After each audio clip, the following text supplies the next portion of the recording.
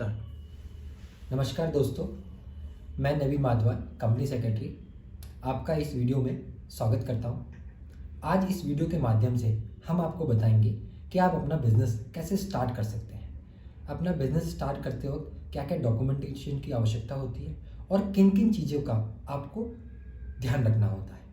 Government of India आपको allow करता है 6 तरीके से अपने बिजनेस को स्टार्ट करने के लिए, जो कि सबसे पहला तरीका है और सरल तरीका जिसे कहते हैं सोल प्रोप्राइटरशिप। सोल प्रोप्राइटरशिप को यूजली जीएसटी रजिस्ट्रेशन के नाम से भी जाना जाता है।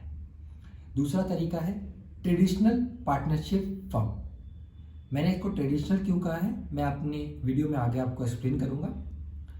तीसरा तरीका लिमिटेड लायबिलिटी पार्टनरशिप फर्म।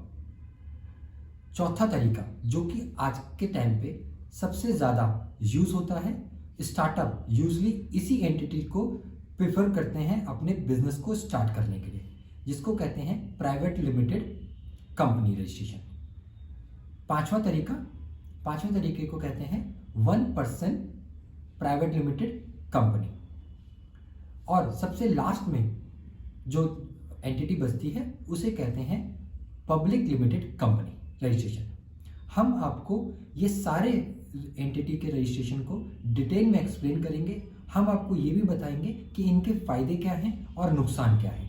तो दोस्तों, अब मैं आपको ये बताऊंगा कि सोल प्रोप्राइटर के अंदर आप 2 तरीके से अपना बिजनेस स्टार्ट कर सकते हैं। सोल प्रोप्राइटर का मतलब ये होता है कि एक इंडिविजुअल व्यक्ति अपना बिजनेस कैसे स्टार्ट करे।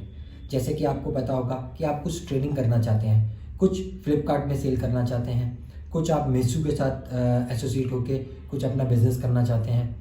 तो इसके लिए आपको आवश्यकता होती है जीएसटी रजिस्ट्रेशन की।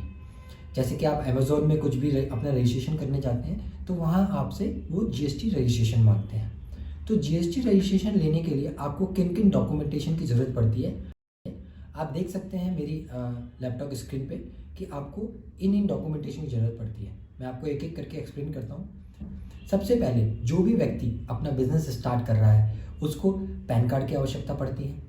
उसके पास अपना आधार कार्ड होना चाहिए और ध्यान रखें कि आधार कार्ड आपका मोबाइल से लिंक होना चाहिए, क्योंकि उसके मोबाइल पे आपका गवर्नमेंट ऑफ जीएसटी रजिस्ट्रेशन की तरफ से ओटीपीज आते हैं। अगर आपके पास ये आपका आधार कार्ड मोबाइल से लिंक नहीं है तो आपको मैन्युअली अपने जो भी लोकल जीएसटी रजिस्ट्रेशन ऑफिसेज हैं, जैसे कि मैं एग्जांपल की बात करूं दिल्ली, तो दिल्ली के लिए आपको आईटीओ जाना पड़ेगा और वो थोड़ा लेंथी प्रोसेस भी है। अब दूसरा डॉक्यूमेंटेशन की ज़रूरत पड़ती है आपका प्लेस ऑफ बिजनेस। आप कहाँ से अपने बिजनेस को स्टार्ट कर रहे हैं। आपका खुद की प्रॉपर्टी हो सकती है या प्रॉपर्टी रेंटेड हो सकती है। अगर आपकी खुद की प्रॉपर्टी है तो आपको उसका एड्रेस प्रूफ देना पड़ता है। एड्रेस प्रूफ में यूजली आपका इलेक्ट्रिसिटी बिल होना मैंडेटरी होता है।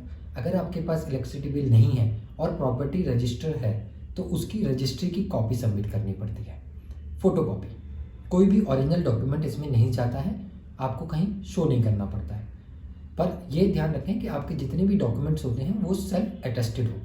अब हम आते हैं कि आपके पास खुद का घर नहीं है जहाँ से आप बिजनेस स्टार्ट करना चाहते हैं, तो आपको रेंटेड प्रॉपर्टी लेनी होगी। इस रेंटेड प्रॉपर्टी के अंदर आपको इस चीज़ का ध्यान रखना है कि जो भी आप रेंट अपने ऑनर को दे रहे हैं उस रेंट की प्रॉपर स्टैम्प ड्यूटी का रेंट एग्रीमेंट होना चाहिए। सपोज मैं आपका एग्जांपल लेता हूं कि अगर आप 3,000 रुपये रेंट किसी शॉप का देते हैं तो वो 3,000 इंटू 11 इंटू 2% उसका स्टैम्प ड्यूटी देना पड़ेगा, जो कि 660 रुपये होता है।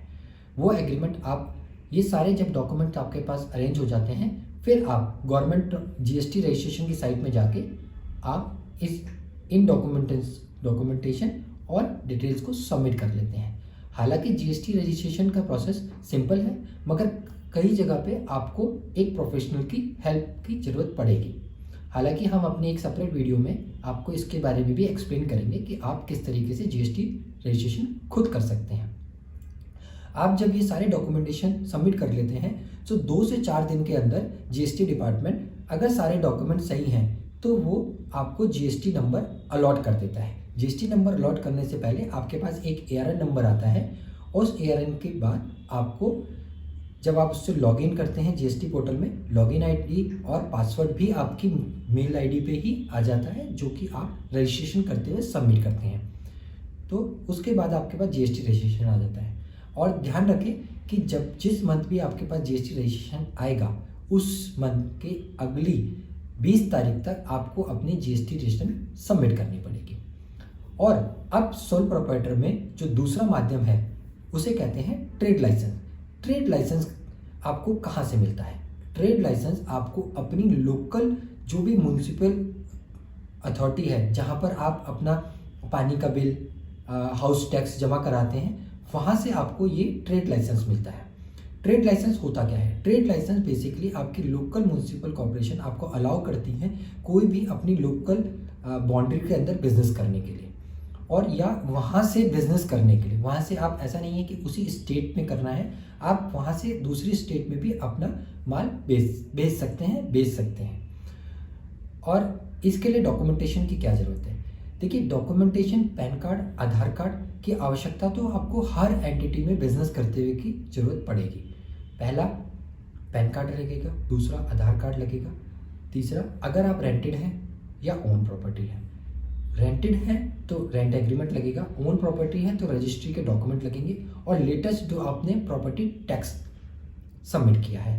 हालांकि म्युनिसिपल कॉर्पोरेशन, जैसा कि आपको पता है, हर स्टेट में अलग अलग तरीके से काम करता है, तो इनकी जो डॉक्यूमेंटेशन पार्ट है उसकी कोई स्टैंडर्ड गाइडलाइन नहीं है।